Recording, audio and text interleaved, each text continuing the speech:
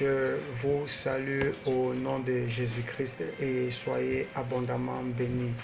Alors, bienvenue encore à notre nouveau numéro de Minutes de foi. Et aujourd'hui, nous aborderons un thème pratique, un exercice pratique que font les chrétiens, que font même les païens, que font même les bouddhistes, que font toutes les congrégations religieuses ou toute personne spirituelle ou non, celui de la prière. Voyez-vous, bien aimé, la prière était un moment de dialogue et c'était un moment très capital. Mais je me suis rendu compte que nos prières par moments n'ont pas d'impact. Nos prières par moments ne sont pas des prières de foi. Bien aimé, nous devons prier, mais nous devons faire des prières de foi. Il ne suffit pas seulement de prier, de parler des vaines paroles ou de multiplier des paroles et pensant qu'à force de se multiplier ces paroles, nous serons exaucés. Tel est ce que disait le Christ à ses disciples dans Matthieu 6, verset 7. Le Christ disait, quand vous priez, ne multipliez pas des vaines paroles comme le font des païens qui, eux, à force de multiplier les paroles, pensent qu'ils seront exaucés. Votre Père sait ce dont vous avez besoin et cela est très pratique chez nous. Nous, quand nous prions, nous multiplions des paroles, nous répétons des paroles, nous formons des belles phrases. Bien aimé, je veux te faire comprendre aujourd'hui que multiplier des belles phrases, multiplier de bonnes paroles, cela ne donne pas d'impact à ta prière.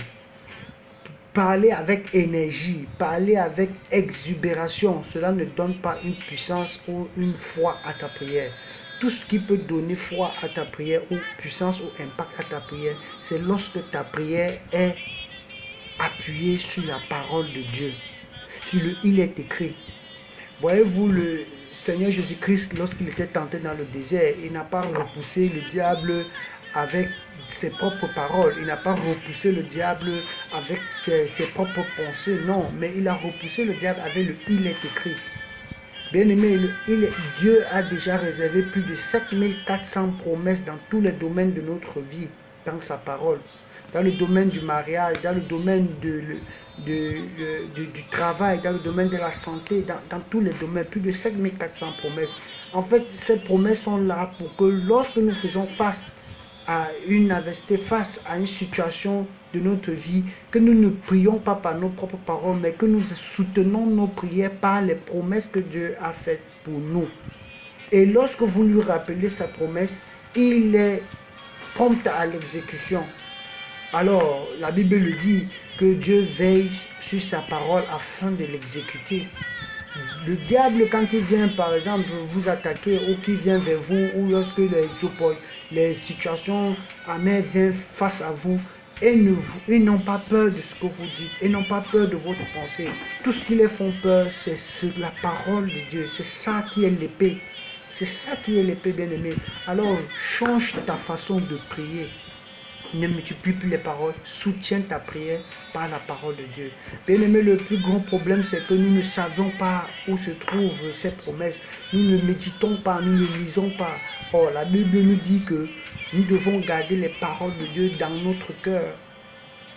Nous devons le garder dans notre cœur. Ce n'est pas en vain, bien aimé, c'est pour que lorsque tu veux prier, tu rappelles à Dieu sa parole. Tu rappelles à Dieu sa parole, tu soutiens ta prière par sa parole. Alors qu'au travers de ce numéro, désormais ne prie plus, ne donne plus des paroles vaines, ne multiplie plus les paroles, ne pense plus que multiplier les paroles, fait de l'exubérance, fait de la force ou une position quelconque te garantit les ossements à tes prières ou rend ta prière avec plus d'impact ou de puissance.